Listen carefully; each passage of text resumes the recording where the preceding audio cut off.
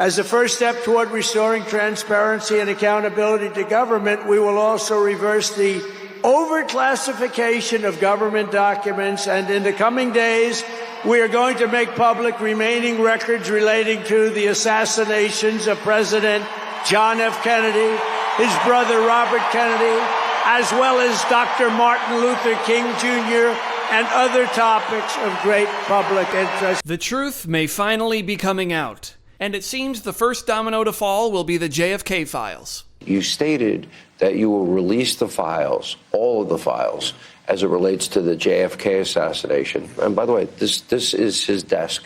Yeah, that's right. This is where John Kennedy, little John Kennedy. That's a movable door. Yeah. It's a little door there. That's where John was. John, yeah. And RFK, and also Martin Luther King Jr., and that you will be transparent. This was going to happen in the first So many term. people have asked me to do that. I was asked by some of our government officials not to. And, you have to respect them. I was actually asked by Mike Pompeo, who was Secretary of State, not to.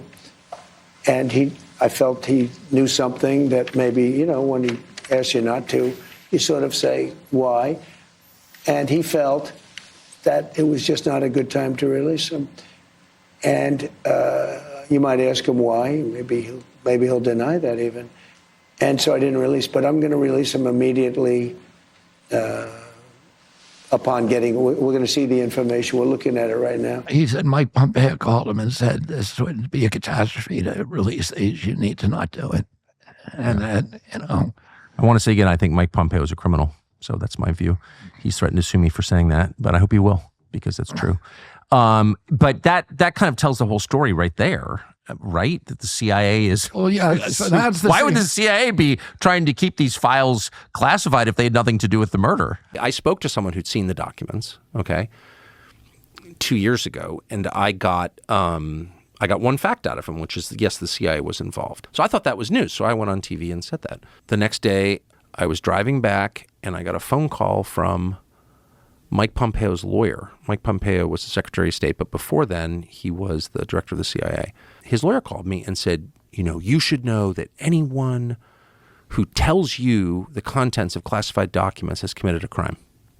He's threatening me. And I said, are you really saying that to reveal that the U.S. government had a role in the murder of a democratically elected president, to say that out loud, that's the crime?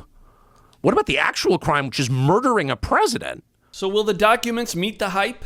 Let's listen to Judge Napolitano recount a conversation he says he had with Trump in 2021. I said, you made a promise to the public many times and to me privately that you haven't kept. What? I'll take care of it right now. I said, you promised you would release the records of the JFK assassination.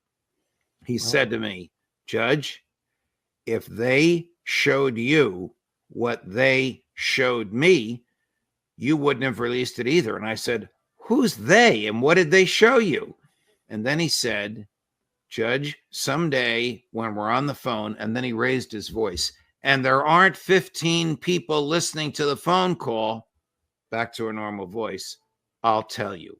Oh, my God. I mean, this makes it sound even worse. Who are they? Probably somebody in the intelligence community. Wondering what was up with those drones in New Jersey? You may get an answer to that, too. No, I think it's terrible. I would like to find out what it is and tell the people. And can you commit to some kind of... In fact, I'd like to do that. Could we find out what that was, Susie? Okay? Yeah, why don't we find out immediately? I mean, I can't imagine it's an enemy, or there would have been, people would have gotten blown up all over. Maybe they were testing things. I don't know why they wouldn't have said what it was.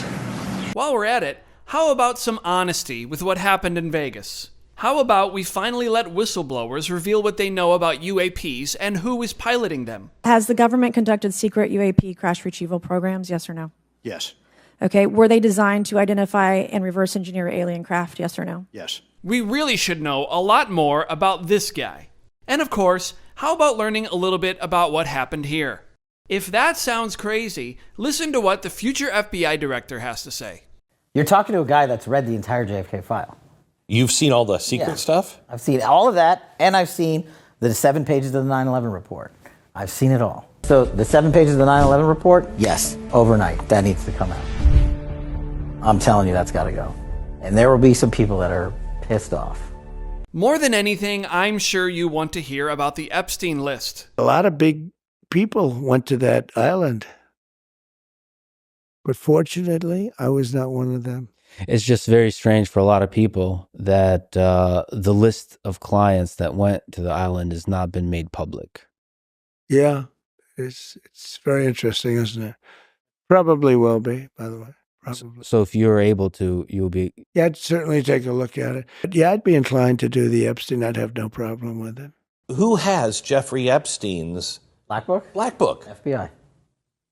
But who? That is, I mean, there's... Oh, that's under direct control of the director of the FBI. If Kash Patel has his way, you'll be learning the truth about a lot. The other thing that I put in the book that I recommended the boss to do hits on this. We need a 24/7 declassification office. Yes. Rolling papers out 24/7. All of these things, there needs to be a continuing central power, whether it's the White House or offsite, that says every request that comes in, just right out the door, as long as it's not a major threat to national security.